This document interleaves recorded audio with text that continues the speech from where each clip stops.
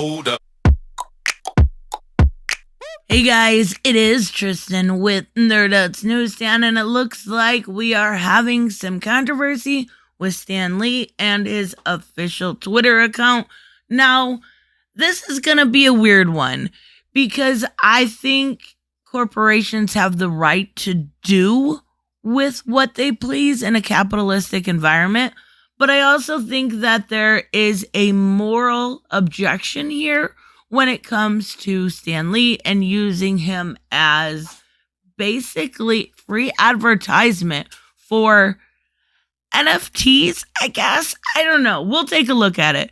It is definitely something to be discussed. And what we're looking at is a recent tweet that has caused a little bit of controversy around everyone. Like, this has kind of united a lot of people when it comes to not liking this idea. I think most people are looking at it from a moral objection point. You're using a man that has long passed away, and you're using his name, his reputation, you're using his likeness, you're using his official Twitter account, let's be real here, to advertise something for your capitalistic endeavor, right? So what it actually says, before I get too close and too ranty about this, it says, from championing diversity to embracing new tech, Stan Lee was one step ahead of the curve. To honor innovative spirit, Stan Lee's first Indian hero, Chakra, the Invincible, debuts in his own NFT, and it's got the actual link there and a picture. Now, for one, I'm going to say this right off the bat. I don't know anything about NFTs. I got one for free from Fandom, but I don't care about NFTs. If that's something you're interested in, wonderful. I don't know anything about it, nor do I have any interest in it. Like, if I'm going to put money into something and it is going to be comic book related, it's going to be either a key issue that I've really wanted, a number one I've really wanted, a full collection I've wanted, or original art.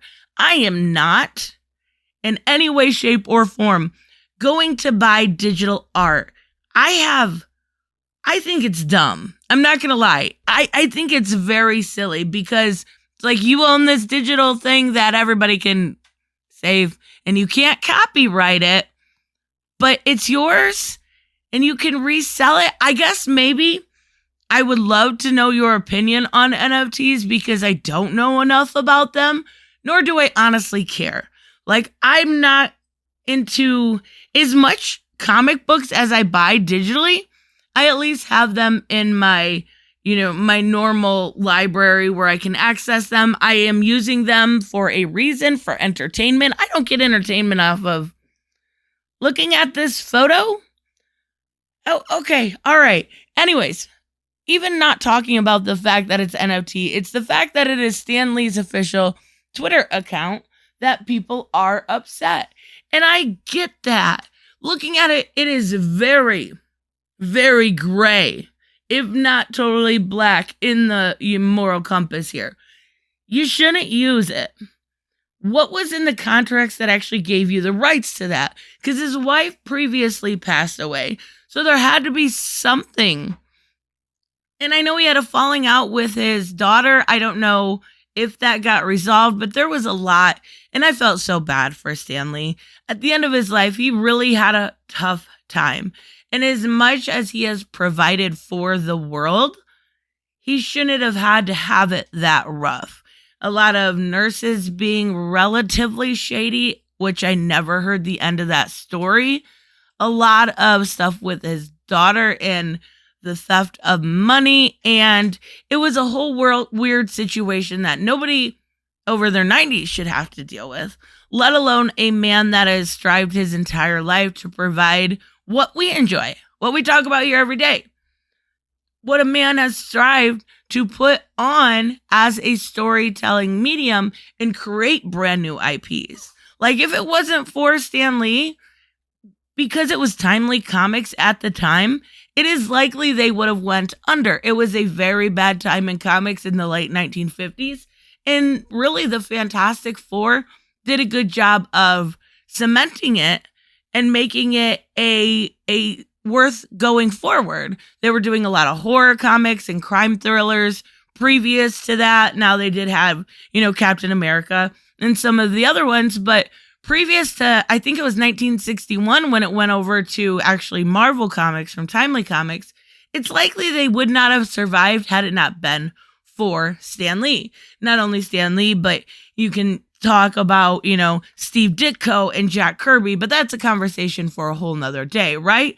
But the idea that they're using that legacy, the legacy we could sit here and have hour-long live streams about what this man has done for the industry for a cheap buck is ridiculous. And then, of course, people are upset that it says diversity. What? You do realize that Stan Lee created Black Panther when there was no other Black characters at Marvel Comics, really. You do realize that Stan Lee has time and time again denounced bigotry and been for diversity.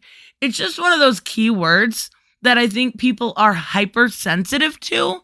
And I get why you could be hypersensitive to certain words, but you also have to understand context around things. And Stan Lee, go back and read some of his old soapboxes. Go back and read some of his old fan letters. Stan Lee was he had a personal great moral compass. And that is coming from a fan standpoint. Of course, I don't know familial things and of the sorts of his inner working and his inner relation. But as a big brand, which Stan Lee eventually did become his own brand, he really, really was a good person. He was a great creator. And to kind of cheap shot this in the way that they are is pretty wrong. I don't think that you should be upset that they're NFTs or they're upset that it says diversity, like you've got the left and the right upset there, right? I think you should be upset that they are using it for a cheap cash grab. I think you should be upset that they are, in a way, using it in a defiling nature of his legacy. And I think it's really a shame that it's okay in whatever contract that they had previous with him that this was allowed. Now, if for some reason the contract came out and he said, yeah, I signed that over, I didn't care, it was just Twitter. Who cares about Twitter, right? Twitter's not real life. Yeah, then I wouldn't care because that is his personal decision. And I totally get it. Twitter is a joke and it's a cesspool. And I will say this every video until I convince you guys otherwise. But yeah, this is ridiculous. This is dumb. And the entire situation is pretty wrong. It's pretty wrong to use anybody to profit off of that is long past gone, that has such, even if they don't have a legacy, you shouldn't use anybody's name to profit off of a death or a tragedy or something along those lines. Now, Marvel will always exist. They'll always benefit off of the Stan Lee name. Like, even going back to the older stuff, like Stan Lee was kind of in a way a brand, right? His original name, I think, was Stanley Lieber, right? He even changed his name to make it more brand friendly and all of that. They're always going to profit off of that. But come on, there's got to be a line, right? There's got to be a line. I don't know. Do you draw it here? Let me know. I will see you guys in the next one. Bye-bye.